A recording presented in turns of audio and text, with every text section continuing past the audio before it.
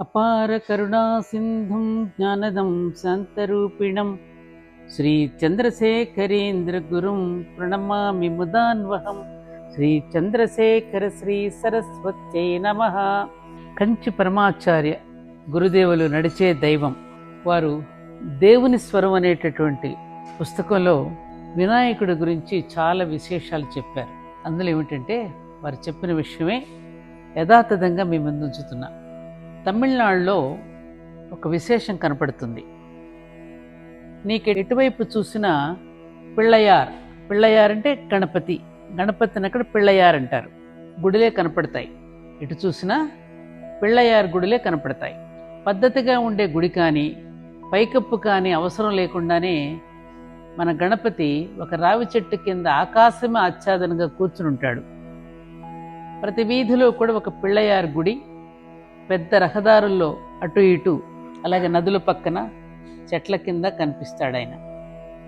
ఈ విధంగా తమిళనాడు అంతా కూడా ఏ ఇతర దేవతకు లేని ప్రత్యేకమైన చోటును సంపాదించాడు మన గణపతి. అలా తన అనుగ్రహాన్ని వర్షిస్తూ ఉంటాడు. అందుకే ఆయన్ని ప్రేమతో అందరూ పిళ్ళయార్ అనడం తమిళనాట మాత్రమే మనకి కనిపిస్తుంది.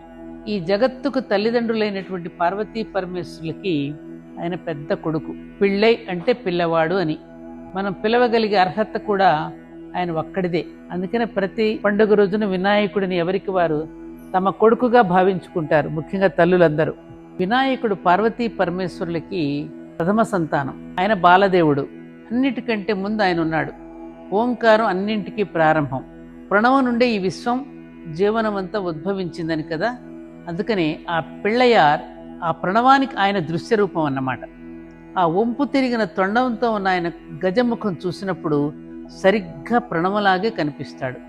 అలా పిల్లవాడిలాగా ఉండి పిల్లవాడిలాగే కనిపిస్తున్నప్పటికీ ప్రణవం వంటి ఆకారం కలిగిన పిళ్ళయార్ తన భక్తులను ఉద్ధరించడంలో ప్రప్రథముడు.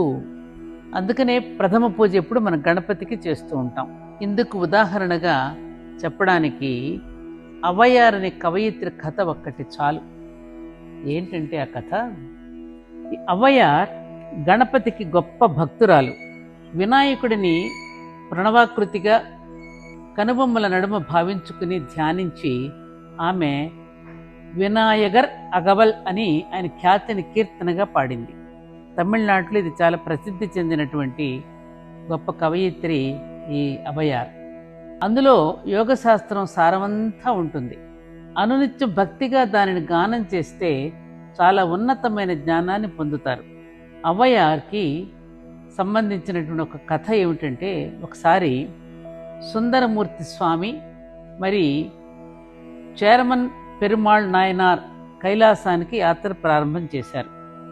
వాళ్ళు అవయార్ని కూడా తమతో తీసుకుపోదాం అనుకున్నారు. అవయార్ విఘ్నేశ్వరుని పూజలో నిమగ్నమే ఉంది. వాళ్ళు ఆమెను పూజ త్వరగా ముగించుకుని తమతో పాటు రమ్మని పిలిచారు. కానీ మీరు వెళ్ళండి, మీతో పాటు రావడం కోసం నేను పూజలో హడావుడి పడలేను. వినాయకుడి పూజ నాకు కైలాసంతో సమానమని ఆమె బదులు చెప్పింది. సరేనని వాళ్ళు వెళ్ళిపోయారు. ఆమె తన సుదీర్ఘ పూజను ముగించుకుంది. అప్పుడు పిళ్ళయార్ ఆమె ఎదుట ప్రత్యక్షమయ్యాడు. మన గణపతి ఆమె ఎదుట ప్రత్యక్షమయ్యాడు. ఆమెను తొండంతో పైకెత్తి ఒక్క ఉదుటన కైలాసానికి చేర్చాడు.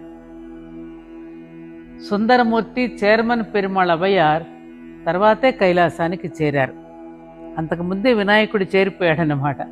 అక్కడ చైర్మన్ పెరుమాళ్ తిరుకైలాయ జ్ఞానవుల అని ఒక కీర్తన పాడాడు.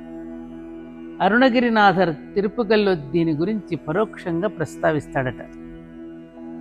పళనిస్వామి గురించి పాడుతూ ఆయన పళనిని చేరులు పాలించిన కొంగునాడులో ఉన్న స్థలం అని సూచిస్తాడు.